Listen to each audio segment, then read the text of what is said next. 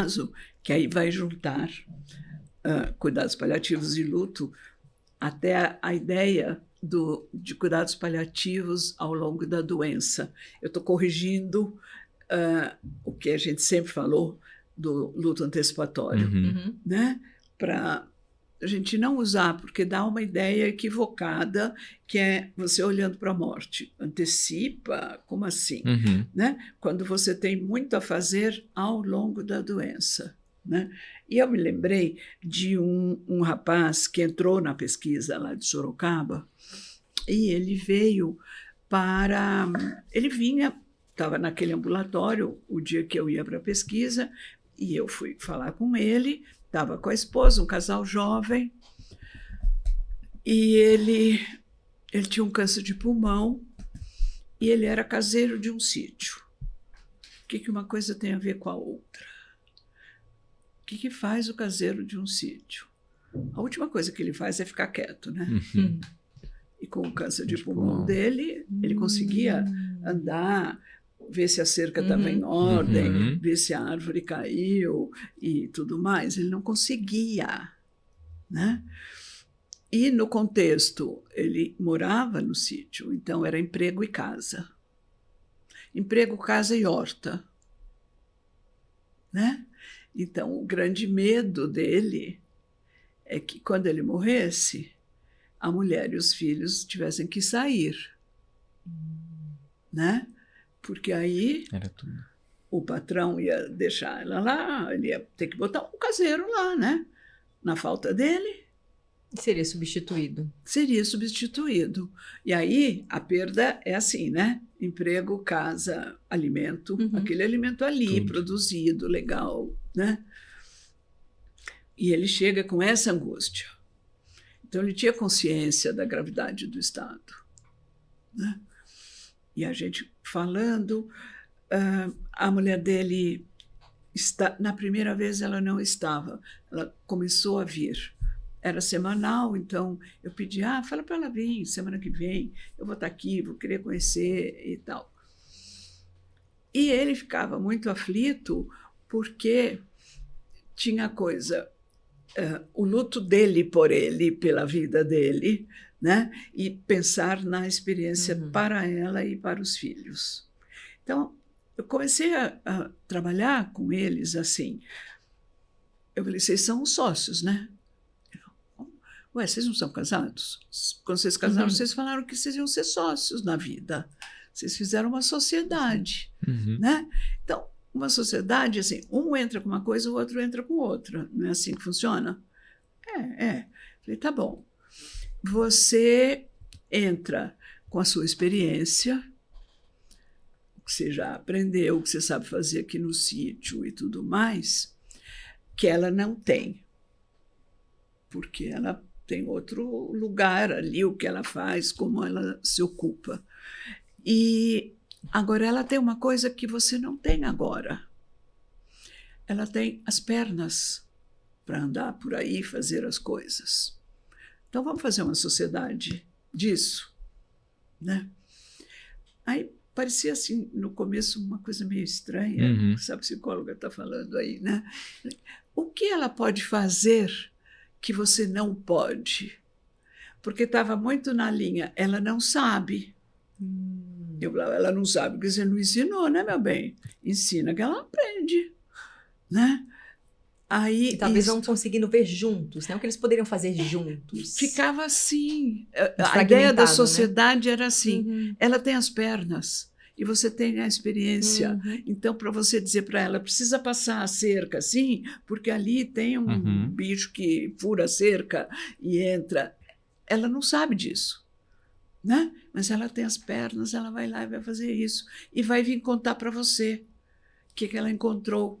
E aí você, com a sua experiência, vai falar, então precisa fazer não sei o quê, precisa chamar alguém para consertar. Enfim, eu quis somar em cima da falta, né?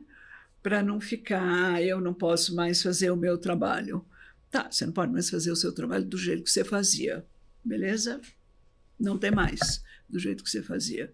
Agora, ela faz de um jeito porque não foi solicitado que fizesse de outro. Ela vai poder responder, né?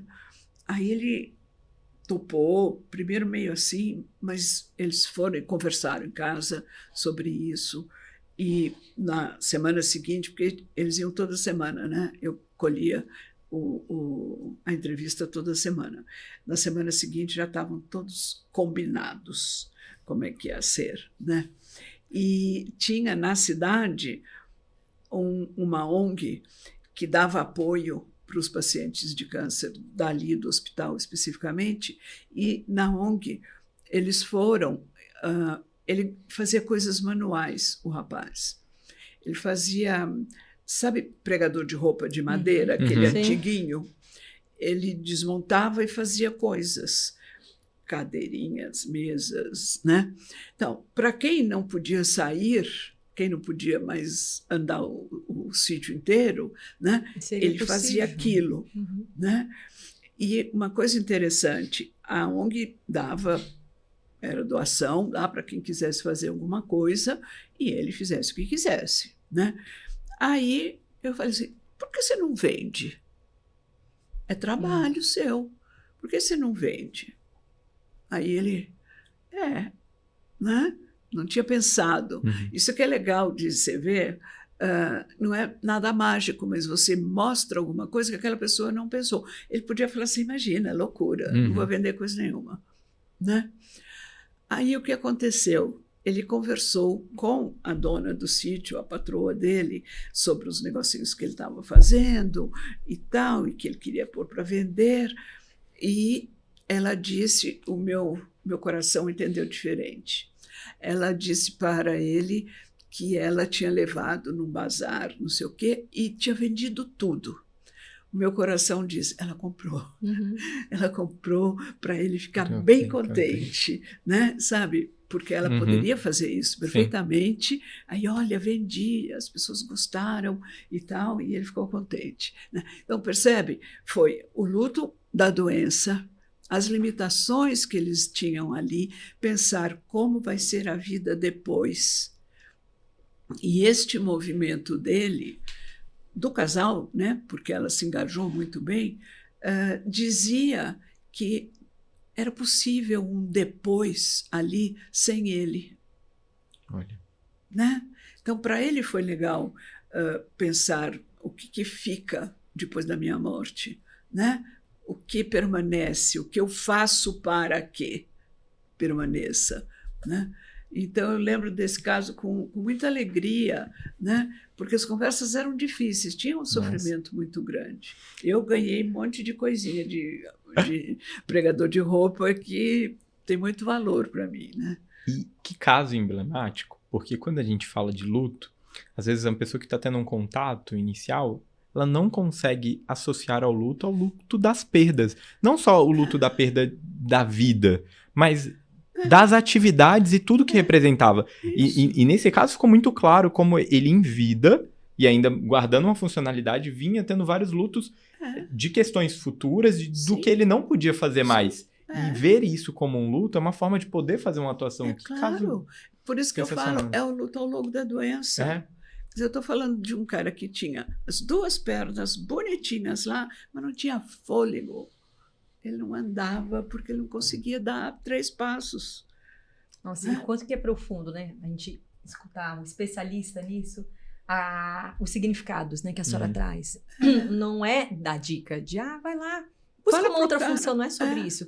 Qual o significado disso, né? De trazer para a pessoa qual a função dela no mundo e dessa forma de já ir trazendo com a esposa o papel dela, a existência dela sem aquela pessoa física, né? O quanto que, quando a senhora comenta, né, das conclusões, assim, do tanto que é profundo, né? Do quanto que o olhar do especialista.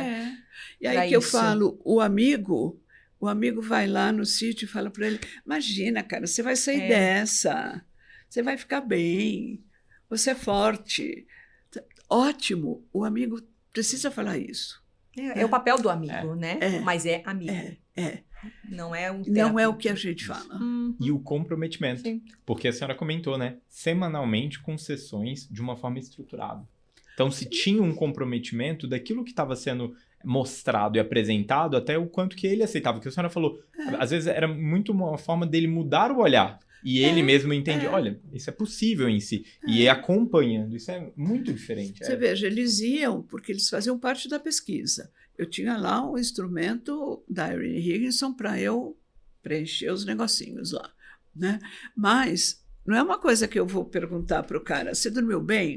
Quantas noites você dormiu bem da última vez até hoje? Tá? Tinha uma coluna para escrever isso. Né? Como é que eu pegava isso? Escutando o cara. A gente agradece a presença, o compartilhamento de tempo também. Eu tenho certeza que vocês, assim como a gente, amaram esse episódio. Então, já peço, deixa o like, inscrevam no nosso canal, sigam a gente no Spotify e deixa aquele comentário para a professora que eu tenho certeza que ela vai amar ler. Só não coloca dica, não peçam dica, por favor, gente. Beleza? Até a próxima. Obrigada, gente. Tchau.